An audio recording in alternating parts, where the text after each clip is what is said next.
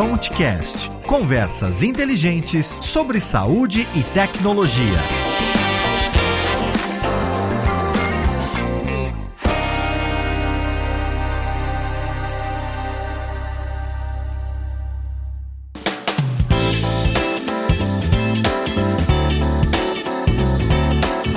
Tereza, é o maior prazer, alegria. A gente tá se vendo agora de forma remota, né? Não tá presencial, mas bem legal te ver de novo. Você tá distante, aproveitando uma região muito legal. Você estava contando um pouco antes pra gente. Seja super bem-vinda. Tô muito feliz de você ter aceitado, né, esse papo com a gente. Tô super curioso para ouvir você em vários assuntos legais. Muito obrigada, Lácio. Realmente é um prazer estar aqui com você. Depois desse período de pandemia, realmente é uma delícia voltar a te ver, mesmo que virtualmente, e poder aproveitar também e viajar um pouquinho. Sim, pô, e obrigado, né? No meio das férias, tá aceitando falar com a gente, pô, muito legal. Pô, aproveitando isso, né, isso que você tá falando, pô, você tá no momento, né, de viagem e tal. Conta um pouco sobre você, acho que é bem importante. Você tem uma história muito legal mesmo, muito diferente, né, do padrão. Eu acho que é muito rico para as pessoas conhecerem e saber tudo que é possível fazer, né, formas diferentes de desenvolver um caminho. Põe diferente nisso, né, Lácio? Eu acho que o que eu tenho, assim, eu sou uma pessoa curiosa, eu sou uma pessoa ávida por conhecer coisas novas, descobrir coisas novas, em vários âmbitos, né? Então, tinha muita curiosidade para saber como é que funciona o corpo humano, né? Desde pequena, como que aparecem doenças, como que se faz diagnóstico, era uma curiosidade minha. E da mesma forma, a tecnologia despertava esse interesse em mim. Tinha um irmão em casa, tinha meu pai, que era engenheiro, mas quando vinha alguma coisa nova, né? Eu lembro quando veio a primeira vez o DVD, era uma coisa, eu falava, gente, o que é isso? Como que funciona? Eu era a pessoa que lia o manual e que depois ensinava as pessoas como mexer. Coisas básicas, óbvio, da época. Queria saber como é que funcionava a maquininha de calcular, desparafusava. Então, eu sempre tive essa curiosidade. Isso era o terror da família, né? Era o terror abria todos os equipamentos. Mas também depois ajudava a fazer as coisas funcionar. O equilíbrio até que era bom para eles também. E aí, Lácio, na hora de pensar o que eu vou fazer, né, da vida... você pode imaginar que eu ia de exatas a biológicas passando por humanas, porque eu também gosto muito de literatura, de arte. Então, assim, é da pessoa curiosa mesmo, né? Mas eu sou uma pessoa muito mais peopleware do que hardware. Então, quando eu pensei na época, existia, eu falava, gente, acho que eu vou fazer essa coisa aí. Na época, até o processamento de dados foi a faculdade que eu prestei. E eu falei, gente, mas será que eu vou ter que passar a minha vida atrás de um computador, mexendo só em máquina? Aí eu falei, não, vou para a área de saúde e fui fazer medicina. Durante os 6 anos de medicina, assim, foi uma delícia, né? Tanto do ponto de vista de aprender muita coisa nova, que adoro. Também a vida universitária é uma delícia, aproveitei demais a minha vida universitária. Mas depois eu fui fazer residência em pediatria. Não sei se você sabe esses detalhes lá. Eu fiquei sabendo.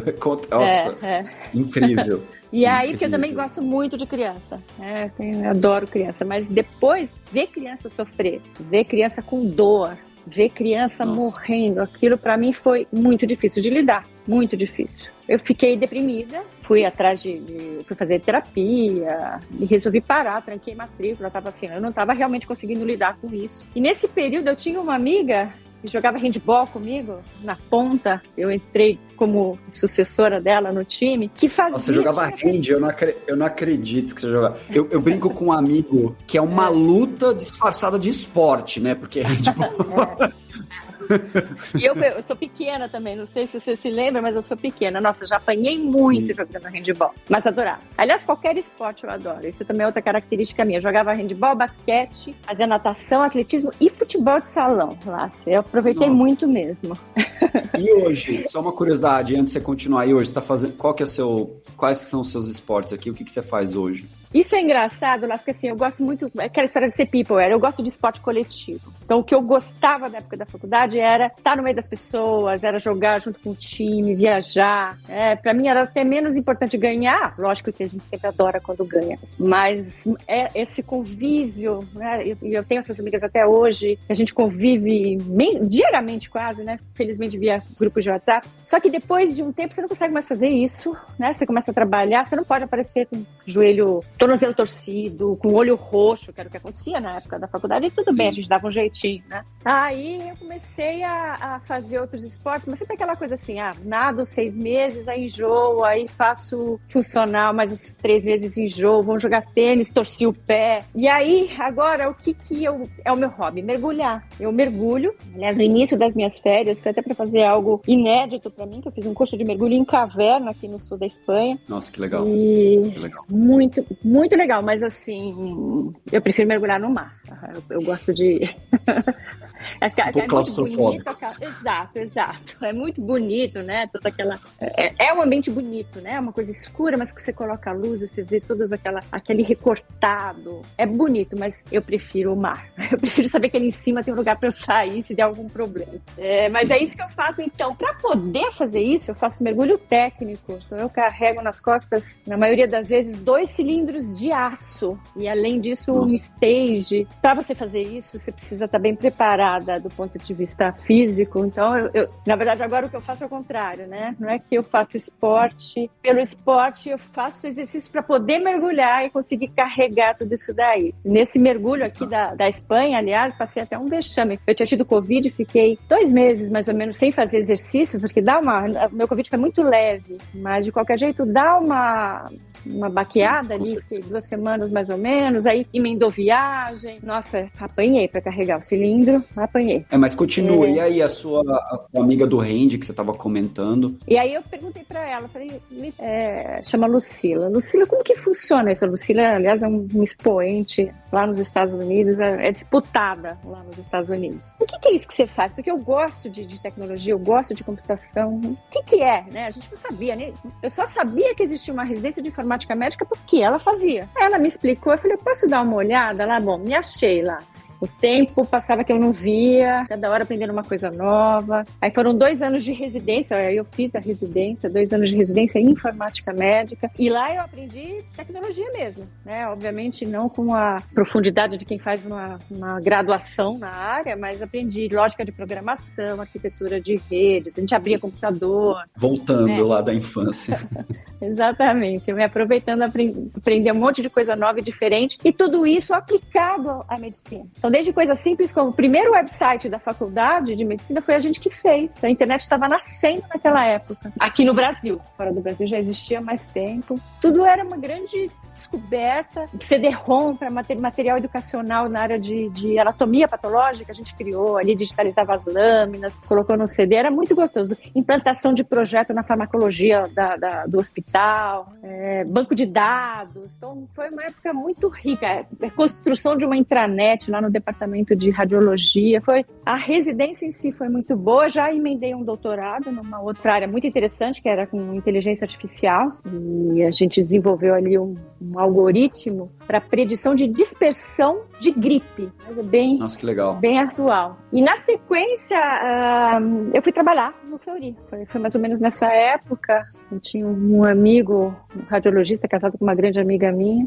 E a partir de então, aí assim, né? Então, o que eu brinco é que eu sou uma médica natimorta, porque de cara eu fui para essa área de tecnologia e sempre trabalhei com isso. Tecnologia, mas sempre de forma muito aplicada à área de saúde. Sim, e olha, a gente que está nesse meio, né, que trabalha no setor de saúde com tecnologia, ter esse conhecimento dos 2 lados, da tecnologia e da área médica é tão único, é tão difícil, na verdade, né, e é uma pena, eu sei que essa residência de informática médica não existe mais, né, então deve ter os motivos, etc, mas é tão importante porque existe muita rixa, né, não sei se é rixa a melhor palavra, mas existe muito conflito de visão, da visão entre o médico, o profissional de saúde, vamos chamar assim de forma mais ampla, e a tecnologia, de certa forma. Não vou falar a pessoa de tech, porque pode ser uma área de produto, pode ter várias pessoas envolvidas, e você ter essa visão única é muito legal, assim, é muito único. Eu acho que um bom pedaço dessa conversa você vai conseguir trazer muito desses aprendizados para quem está escutando a gente, porque sofrem com isso. Na verdade, não vou dizer que sofrem, mas tem essa realidade, né? Essa necessidade de fazer esses 2 lados se conversarem.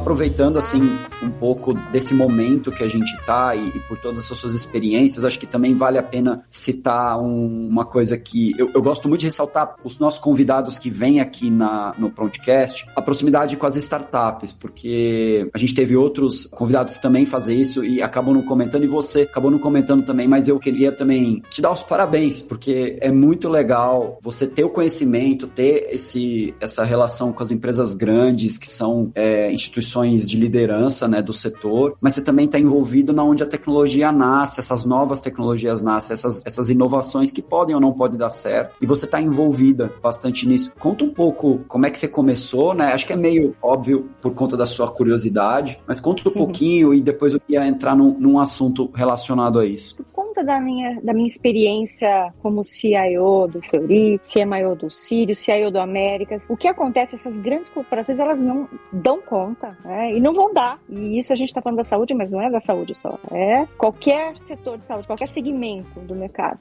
Você não dá conta de desenvolver tudo que você precisa desenvolver. O maior desafio, por incrível que pareça, o maior desafio das empresas hoje de saúde é priorizar. São discussões e reuniões e listas e vamos definir um critério e o que a gente faz primeiro e uma briga interna, porque eu preciso disso, eu preciso daquilo, o meu é mais importante, uma disputa e nunca tem dinheiro suficiente. Então, assim, as empresas hoje são empresas de tecnologia, acho que isso também é um ponto que precisa estar mais claro para todo mundo. As empresas hoje são empresas de tecnologia que prestam serviços de saúde, financeiro, mas o core, né, dá para se dizer praticamente isso, o core da empresa precisa ser tecnologia, é dado, hoje a gente precisa trabalhar em cima de dados. E as empresas não vão dar conta. A forma com que isso foi se equilibrando, né, a forma como foi sendo possível incorporar a tecnologia foi sendo por meio de empresas pequenas, focadas em um determinado nicho e que conseguiam, por conta de estarem até focadas no que elas estavam fazendo, desenvolver produtos ou eventualmente até plataformas muito interessantes e muito valiosas. E aí você depois precisa só, também não é tão simples, mas enfim, incorporar essa tecnologia, integrar essa tecnologia ao seu ambiente tecnológico, ao ambiente tecnológico dessas empresas. Então foi aí que eu comecei a ver, identificando esse movimento, tem muita coisa para fazer, tem muita coisa que pode ser feita de forma descentralizada nessas startups. Comecei até fazendo um programa na FAPESP de mentoria, em que a gente de fato entendia, tinha todo um procedimento de mentoria, né, um processo de mentoria para essas startups. Aí você vai conhecendo, vai vendo as fragilidades, as dificuldades. Aí comecei a me aproximar de outras e hoje sou board member, investidora e advisor de algumas dessas startups, por conta até desse meu conhecimento, minha experiência acumulada. E também, eu nem sei se eu te falei, mas eu tenho um projeto pessoal, Nassi, que eu também tô... Não comentou, conta aí. Agora sim, agora eu quero... Esse daí nem tá no meu LinkedIn, que a gente ainda tá em fase de lançamento, mas um amigo geriatra, que é um empreendedor, além de geriatra, e fez já alguns projetos, um deles de muita relevância, que é o Horas da Vida, um projeto de cunho social em que era possível disponibilizar horas profissionais, você profissional como médico, ou exames ou cirurgias para uma população que não pode pagar, né? Uma parceria com ONGs. Projeto muito bacana. Enfim, conheci o João como geriatra falou: Tereza, identifiquei aqui um gap de cuidado, de dado que ocorre entre uma consulta e outra, a forma que ele gosta de falar. O paciente vem aqui normalmente com um filho, uma filha, e eu pergunto: e aí, como foi? Né? O que aconteceu nos últimos meses? Está tudo bem? Mas como está sendo a evolução? E um filho olha para o outro, olha para o idoso, muitas vezes olha para o cuidador. O cuidador é uma pessoa que normalmente é uma profissão não regulamentada, e muitas vezes esse cuidador era ou uma cozinheira ou a babá, né? Muito interessante isso, do filho que acaba indo ajudar. É muito importante que seja uma pessoa carinhosa, responsável. Então, o vínculo de confiança é até mais forte do que algum tipo de formação profissional. Não é o lado técnico, é o lado de confiança mesmo, né? Muito importante. Cuidado, né? E ele falou: eu queria desenvolver alguma coisa para ajudar isso. E eu passei por uma experiência pessoal. A minha mãe teve esclerose lateral amiotrófica. Quando você conhece dessa doença, é uma doença triste e que a gente tem que contar com o cuidador, e também muda tudo muito rapidamente. né? Eu conheço dois amigos pessoais, muito amigos meus, que tiveram casos na família. Então, eu convivi com isso. Então, eu sei como é. É duro. É duro, é muito difícil. E já é difícil o que você tem que passar em si. É essa parte operacional de como você orienta o cuidador, como que você acompanha o que está acontecendo. Eu saía de manhã para trabalhar e pedia para a cuidadora anotar tudo que ela tinha feito. Porque, assim, até para passar para quem chegava à noite. E quando o João, né, que é o meu sócio, comentou isso, eu falei, nossa, João, eu tô até arrepiada, porque acho que isso daqui teria me ajudado tanto, vai ser um prazer para mim poder fazer parte de um projeto como esse. Então, nos últimos 2 anos eu tenho estado bem dedicada a esse projeto. Esses projetos, eles são complementares, né? Cada um deles, o meu, porque as empresas, os hospitais, né? Então, os próprios hospitais podem usar esse aplicativo para acompanhar os pacientes que estão em casa. Existe um gap de cuidado. Todas as vezes que existe um gap de tecnologia, que aqui a gente está falando de cuidado, mas na prática a gente está falando de orientação de cuidado, a gente está falando de dados que ficam perdidos e que você poderia de informação, exatamente. De uma outra forma, inclusive para antecipar problemas. Isso pra gente também consigo antecipar alguma coisa. A gente faz perguntas diariamente, né? Como que tá a urina, como que estão as fezes, legal. Como que tá a memória, como que tá a questão da funcionalidade. Então a gente consegue antecipar, a gente construiu um algoritmo com esse objetivo de antecipar problemas e envio de alerta, trazer mais qualidade de vida para o idoso, o cuidador ele fica mais seguro e a família fica mais tranquila porque ela consegue também acompanhar tudo isso por meio do aplicativo espelho, né, que a gente fala. Assim, eu sou fascinada por esse mundo de startup. Que legal. Em resumo. Que legal. Que legal, parabéns, nossa, é muito bom, muito bom. Tem casos assim, na Alemanha eu conheço que o pessoal liga as enfermeiras dos consultórios lá, para ligar para os idosos, né, casos em família e tal, e aí, como é que tá hoje, tá tudo bem? Assim, é muito legal, é analógico, né? Agora fazer isso de uma forma que o parente consiga estar envolvido, ou o próprio cuidador preencher essas informações, então, muito legal.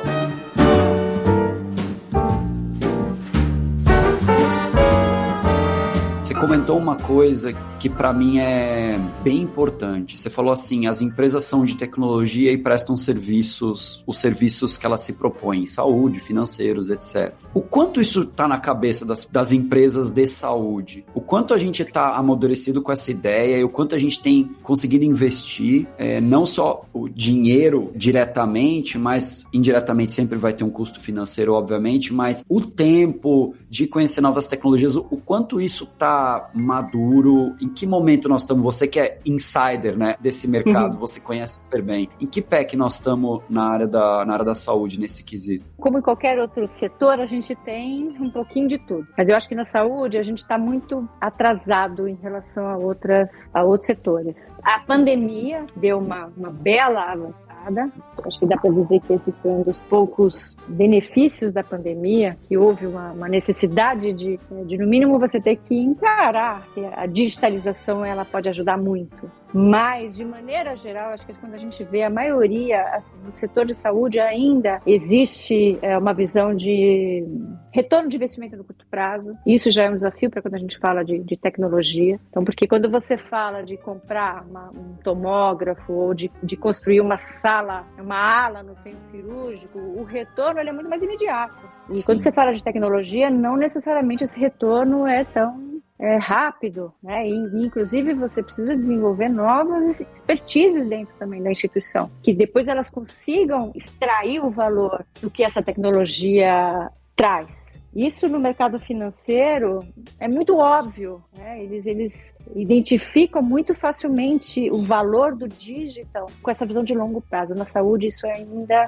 é raro, aqui no Brasil principalmente, mas não só no Brasil, né? Você vê que você tem ilhas de excelência no mundo, mas de maneira geral ainda a gente está muito aquém do que pode ser explorado. A gente estava comentando, né, Lácio, até antecipando um pouco uma das coisas que a gente falou antes de começar aqui a nossa conversa. Eu estive no Fleury numa época muito interessante em que um dos sócios até uma viagem que ele foi para o Japão. Foi uma viagem, é uma história muito interessante. O Vieira, endocrinologista, minha memória não me falha, ele era endocrinologista mesmo, ele foi para o Japão e ele viu a tecnologia de inteligência artificial lá no Japão, entre outras coisas. Eu sei que, enfim, num determinado momento, eles falaram, e se a gente começar a colocar resultado de exame na internet? Foi uma coisa, as pessoas falaram, imagina, não, vocês estão loucos. Isso foi apresentado, né? O projeto foi apresentado num simpósio lá nos Estados Unidos. Os americanos criticaram muito, questionaram. Não, isso é uma responsabilidade. Se dá algum problema com isso. Mas o pessoal, né? Incrível, mas ali havia na época uma gestão que realmente acreditava muito. Eu acho que até a questão maior, né, Lassi, não é necessariamente acreditar no potencial da tecnologia, é saber que existem riscos, é saber que nem tudo que você fizer vai dar certo, né, que algumas das coisas que você fizer não vão servir para nada. Então havia essa visão na época de que era importante investir em tecnologia para muitas vezes até antecipar uma necessidade que o cliente nem sabe que ele tem ainda, mas ao mesmo tempo também foi feita a conta. Ok, quanto que a gente consegue reduzir de dinheiro? A gente não vai precisar ter mais paciente vindo ao laboratório só para pegar resultado de exame. Isso significa que ele vai usar o estacionamento, que era de graça, vai ter que tem que ter recepcionista, a gente tem que imprimir esse resultado em papel, a gente envelopa. Quer dizer, tudo isso é custo. Agora, o investimento que se faz, o investimento que se fez no sistema para pegar o resultado do exame, ele não foi visto no tempo zero. No tempo zero, a gente acompanhava em gráfico, né? Uma porcentagem mínima pegava o resultado de exame pela internet. E muitos deles pegavam na internet e também pegavam no laboratório, porque eles achavam que eles queriam ver pela internet, mas eles achavam que para o médico eles tinham que levar um envelope fechado. Então, olha o Fleury... É cultural, né? Comportamental. Exatamente. Então, o Fleury, na época, ele identificou ali uma super oportunidade, tanto de fidelização, quanto de redução de custo, mas ele sabia que aquilo não viria no curto prazo. Isso que eu acho muito bacana dessa história. Essa história eu já conhecia, né? Porque ela é bem famosa, né? Ela foi, acho que tem publicação, se eu não me engano, né? Sobre isso. Então, esse case. Na verdade, tem 2 pontos aqui. Um que eu vejo, que acho que a gente tem que abordar, que é o mais longo, mas eu já falo, mas o movimento atual de coleta domiciliar, no final do dia, tem a lógica muito parecida de entregar exame para o paciente. Porque a entrega do exame para o paciente pela internet, no final, é um serviço de comodidade muito grande e que reduz o custo de infra que está em volta de você disponibilizar fisicamente, etc. E a coleta domiciliar, para algumas coisas, né, não resolve para tudo, mas também porque é uma comodidade muito grande para um grupo hoje de pacientes que inserem. Então, a questão cultural, clara, e que reduz o custo da pessoa ter que se deslocar, perder o tempo dela e também do estacionamento, daquelas coisas todas, né, que um laboratório vai ter que dispor. E aí também existe, acho, como custo fixo, né? Como custo fixo. Tem casos aqui na empresa, né, de mães. A Maiti fala muito sobre isso, né? Você conhece ela bem, né? Ela tem filho. Ela conta, qual a dificuldade, né, de você levar uma criança para fazer um exame de, por exemplo, que tem que ficar com a bexiga cheia, né? Porque precisa fazer um ultrassom, alguma coisa assim que precisa. Agora vai me fugir a capacidade técnica de dizer quais exames precisa disso, mas acho que dependendo do ultrassom, acho que precisa. E aí, uma criança pequena, ela comenta isso, né, da experiência dela de saúde, é complexão. Uma outra coisa é se é realizado dentro de casa. Agora já tem alguns casos de realização de ultrassonografia, se eu não me engano, dependendo do caso, dentro de casa. Então facilita, uma comunidade muito grande, mas que vai depender de uma mudança de comportamento das pessoas e que no final vai ter um retorno. Óbvio, a gente não pode fazer as coisas sem olhar para o outro lado das contas, né? Mas não é imediato. Em resumo, o que você está falando é levar o serviço para onde o paciente está, né? Para onde a pessoa está. No final do dia, a gente não precisa ir muito longe, né? Para fazer não vou falar que é grandes inovações, mas fazer inovações de melhorias incrementais e melhorias que vão ter impacto. A gente já faz isso comprando no supermercado com Rappi, com Uber, com Uber Eats, iFood, ou etc, né? A gente hoje faz isso com outros serviços. É tudo a mesma pessoa, né? A gente compra no Rappi ou no iFood uma comida vida, chega em casa, por que eu também não posso chegar em casa, né? Alguns serviços. Então, acho que a pandemia ajudou bastante nisso. Muito legal. Acho que tem muitos aprendizados. Sim, é uma mudança de hábito, é muito interessante. Né? Quando a gente pensa em saúde, a gente não pensa em a saúde vir até a gente. A gente pensa, mas é hábito, pura e simplesmente hábito. É muito mais conveniente mesmo. Você tô aqui em casa, no trabalho, e o exame vai, né?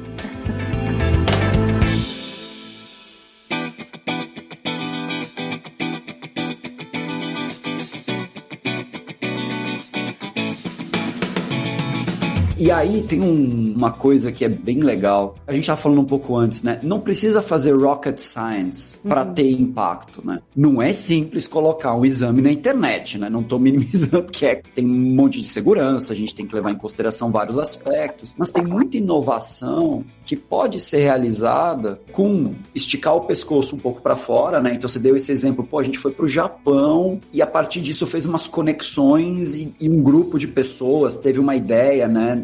Normalmente uma construção de vários inputs, pessoas falando, criticando, e aí a gente muda um pouquinho. Mas é muito legal, né? Porque não precisa ir muito longe. Hoje a gente tem uma tendência de falar de tecnologias que são super, super avançadas e que ainda tem muito ainda para se provar em vários aspectos, mas tem muita inovação incremental, vamos chamar assim, que pode ter um impacto bem importante nas instituições de saúde, que é o que você falou, assim, que ainda estão devendo um pouco em tecnologia, em inovações, em investimento para se tornar a tecnologia core. Como é que você olha essas oportunidades do simples versus o complexo, tecnologicamente falando, né? Como é que você vê essa divisão? Eu sou sempre a favor do mais simples, viu, Lácia? E eu acho que tem muita coisa simples que pode ser feita. Mas às vezes a gente fica querendo também fazer o 100% perfeito, quando na verdade, às vezes 40%, eu não estou nem falando 80%, já vai resolver tanta coisa.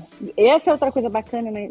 No conceito de inovação, de vamos fazer um MVP, vamos crescendo de forma incremental, métodos ágeis, né, de gestão ágil. Eu acho que a gente pode ir construindo muita coisa. E também aquilo que eu falei, né, usar recurso externo. Eu gosto muito daquele conceito do sistema 1 e sistema 2, sabe? Que é a forma como, na verdade, a gente raciocina, né, daquele psicólogo. Rápido devagar, do Kahneman. Do Kahneman, exatamente. E a tecnologia nos ajuda muito ao sistema 2 agir mais rápido. Então, ali a gente consegue trabalhar muito mais com dado, que é uma coisa que a gente não faz hoje. E para isso você não precisa rocket science, de novo. E um outro ponto que eu vejo é a questão do core versus crowd. Isso era do nosso curso que a Samantha comentou com você, que a gente fez, a Samantha que trabalha com você, que é o conceito do core e do crowd. O core, né? Para o que é ali o dia a dia, o core, as coisas que demandam uma necessidade de conhecimento maior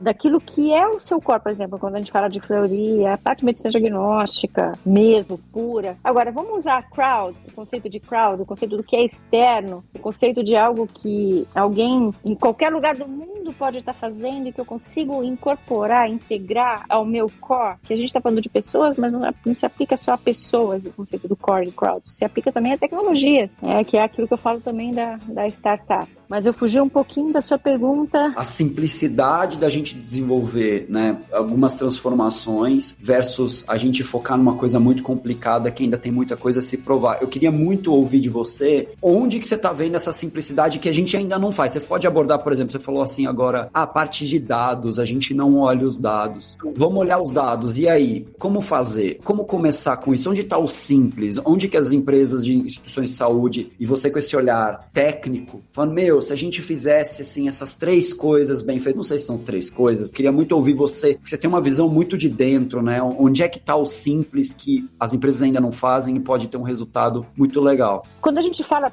particularmente de dados, né, a gente tem 2 formas de abordar, e tem uma que eu gosto mais. Você pode partir do dado, deixa eu olhar aqui os meus dados, explorar o que eu tenho, e tem uma outra que é voltado a problema, né? Onde eu tenho problema? Então eu vou contar mais um exemplo interessante lá do Fleury. O Fleury tinha um problema que alguns exames eles não davam prejuízo fazer aquele exame. O quanto o Fleury recebia para fazer o exame, isso foi feito em cima de uma análise de dados, né? Então pegaram todos os exames, fizeram, né? Uma análise de quanto custa para fazer esse exame e quanto é a receita proveniente desse exame, e foi identificado que alguns exames o Fleury tinha total prejuízo. Mas aí, ao mesmo tempo, quer dizer, isso é um problema, mas ao mesmo tempo, quem faz esse exame também faz esses outros 5 exames, e dentro desses outros 5 exames, 3 deles realmente tem uma margem razoável. Sim, tem um quando retorno. você olha, exatamente, quando você olha o contexto, o entorno, você vê que e isso é tudo olhando no retrovisor,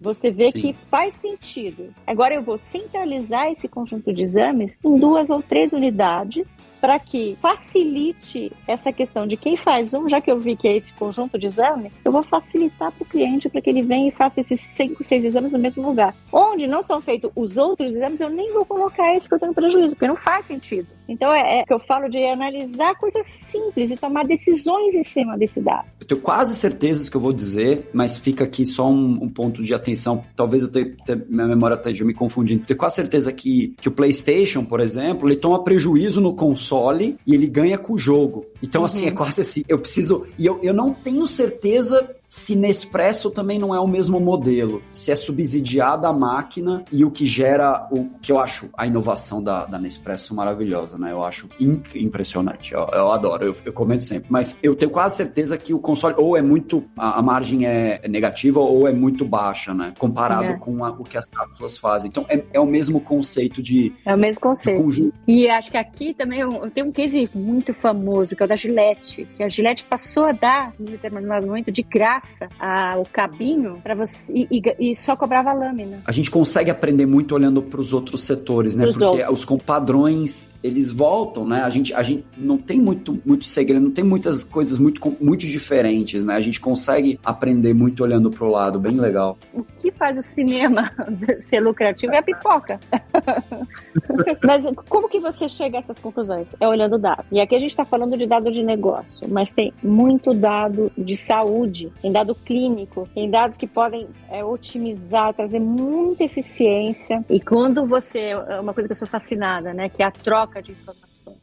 Hoje a gente tem um outro problema no setor de saúde, na minha avaliação, que é cada instituição olhando muito só para si, sem a visão de setor, sem a visão de que que tem ações que podem trazer muita eficiência e que poderiam beneficiar, mais uma vez, no longo prazo, todo mundo. Mas que hoje cada um fica olhando só para dentro de casa, só para o que eu posso ganhar, e a gente sabe o quanto o setor de saúde está complicado no Brasil, sob vários aspectos. Então, essa questão da troca de informações, hoje a gente está avançando muito na coleta de dados, apesar de ter muito dado que é coletado com qualidade ruim, mas a gente tem bastante dado que já daria para fazer muita coisa, mas a gente tem que evoluir e passar a deixar esse dado disponível para o cliente final também, para que ele tenha acesso às informações de uma forma mais integrada e completa e não fragmentada, né? O nosso setor de saúde, ele ainda é muito fragmentado. E isso não é só no Brasil, infelizmente. É no mundo,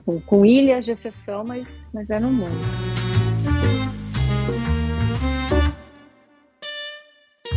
Me explica uma coisa, né?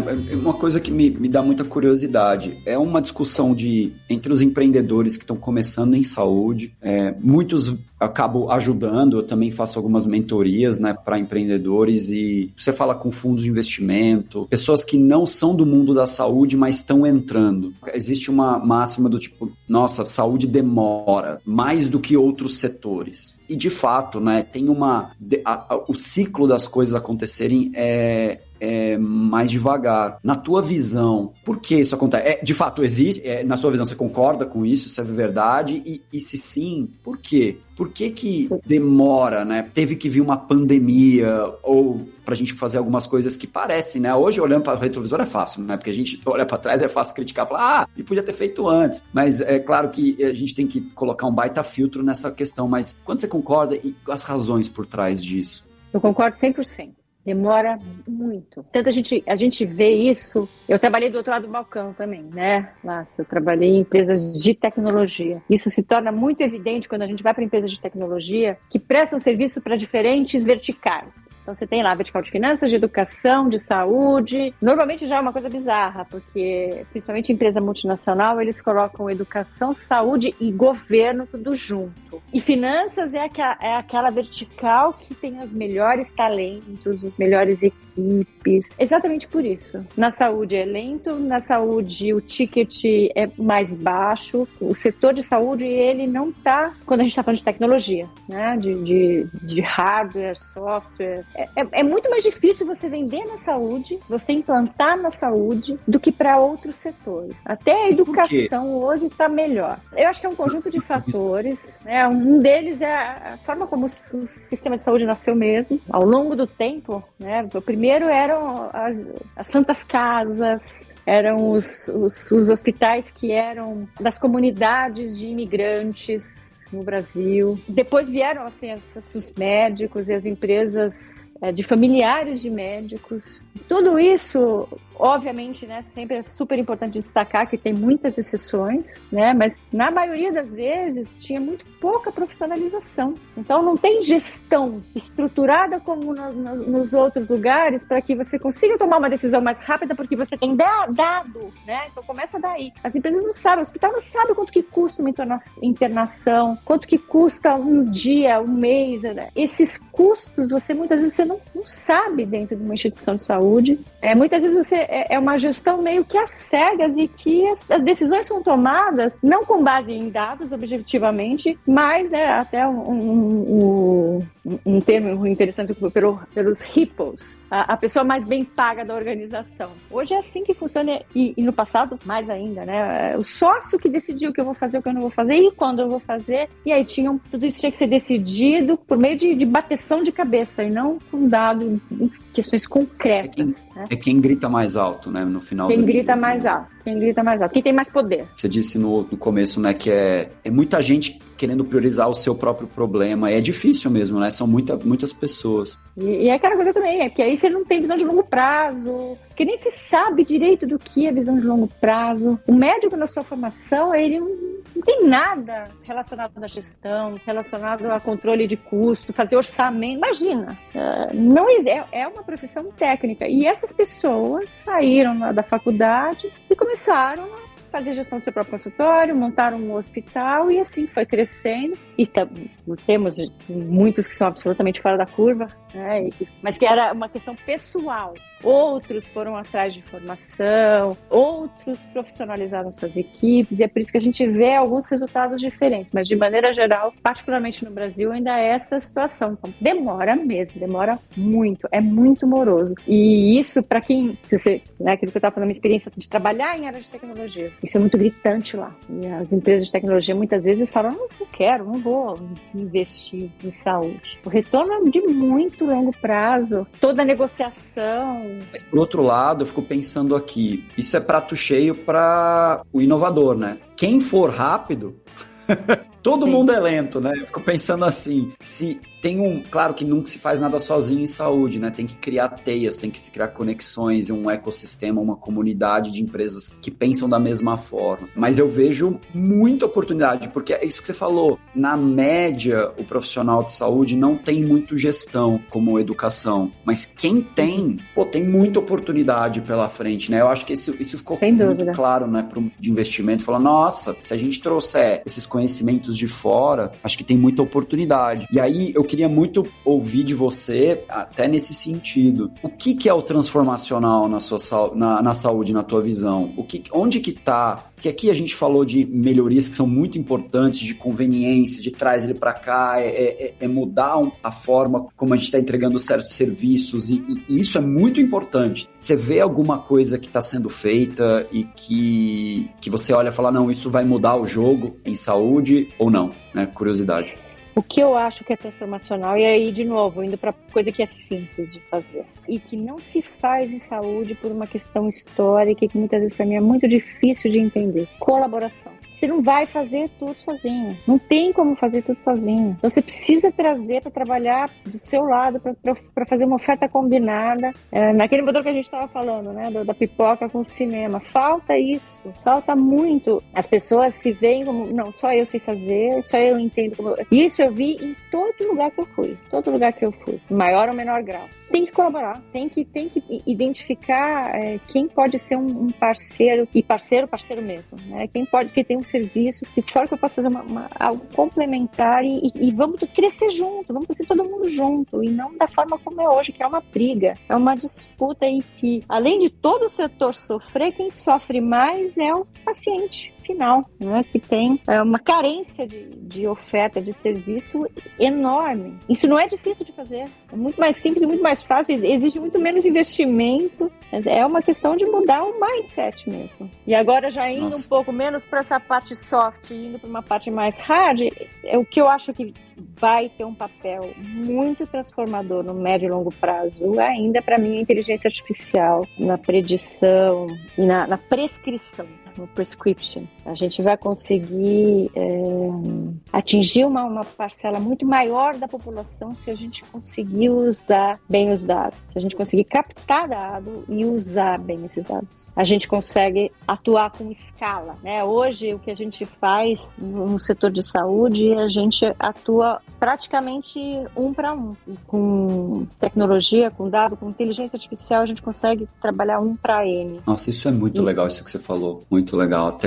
O dado, a tecnologia permite você sair do 1 para 1 e do 1 para N. E aí muda o jogo, né? Aí a gente consegue fazer alguma coisa realmente relevante, mundialmente falando, e a um custo factível, que é aquilo que a gente estava falando. Eu ter que ter um hospital maior, um laboratório maior para as pessoas virem, isso é caro. E não precisa disso para uma boa parte das coisas. Para a gente conseguir aumentar o acesso da população, né? A gente entregar mais saúde, porque no final a gente quer fazer isso, tecnologia vai ser... Não, concordo 100%. Muito legal. Acho que você podia escrever um artigo saindo do 1 a 1 e indo para 1 para N. Assim, podia ser até de post, assim, de artigo. Vou fazer, em colaboração. Muito legal. Tô dentro.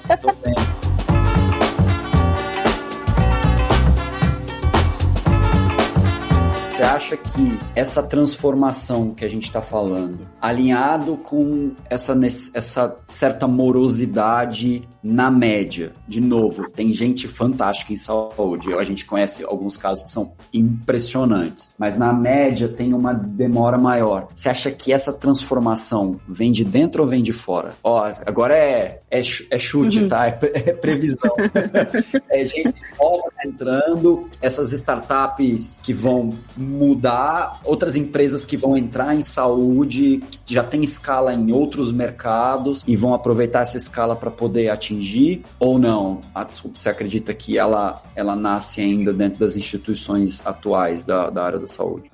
Eu acho que tem que ser em conjunto. Aí a gente volta para a minha primeira transformacional. Colaboração. Que dificuldade que as pessoas têm de fazer as coisas em conjunto. Quem vem de fora, né? Então a gente tem visto, né? A Apple, Google, várias, inúmeras tentativas. A Amazon Walmart tentou agora, também. A Amazon. Agora a Walmart está falando que vai ter, É difícil se você não conhece. É muito difícil se você não conhece. Tem muita peculiaridade, assim como qualquer outro negócio, mas eu acho que na medicina tem mais. Não sei, na saúde. Muito.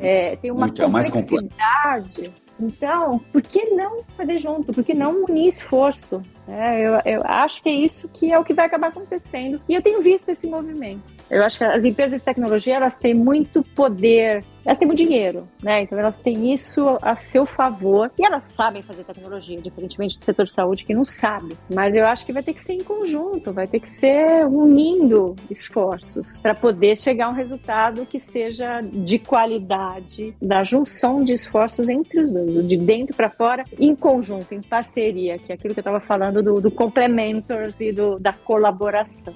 Sim, então, em resumo, tentar resumir aqui, o vencedor ou os vencedores valores, que a nova leva das instituições de renome na área da saúde são aquelas que têm a capacidade de colaboração. É isso? De trabalhar em conjunto, colaboração. De entender que eu não vou fazer tudo sozinha e que eu preciso complementar, né? Que é tão óbvio isso, né? Quando a gente fala de vou montar um time, você traz para trabalhar com você gente que tem competências complementares para que a gente consiga fazer um... E é a mesma coisa que a gente fala de negócio. Se a gente sabe que hoje saúde precisa de mais de tecnologia e que vai ser caro eu criar essa competência aqui, vai ser um investimento alto. E por outro lado, quem está na empresa de tecnologia não vai aprender, né? Saúde, vai demorar, vai ter que investir demais. Vamos fazer junto? Quem estiver aberto para isso, quem estiver vendo isso é quem tem muito mais chance de ser bem sucedido, na minha opinião. Muito boa a sua pergunta. Adorei a nossa conversa lá.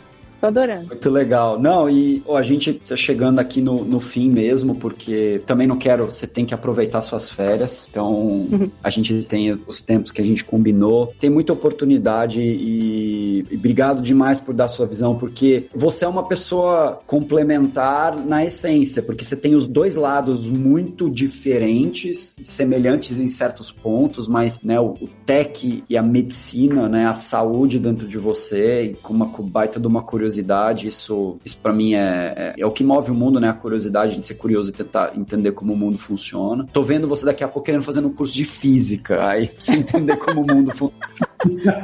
Eu sou médica.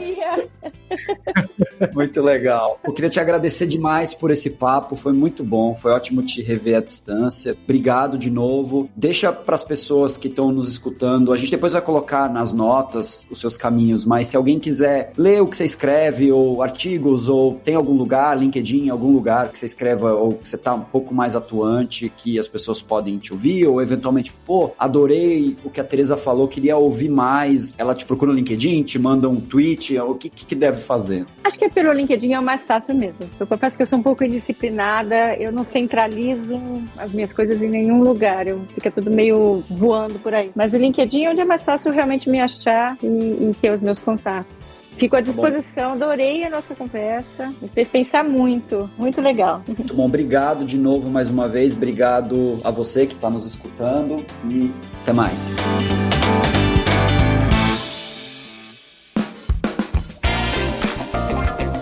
Você ouviu o Prontcast, conversas inteligentes sobre saúde e tecnologia. Para saber mais, acesse nosso site prontmed.com e siga nossas redes sociais. Até a próxima!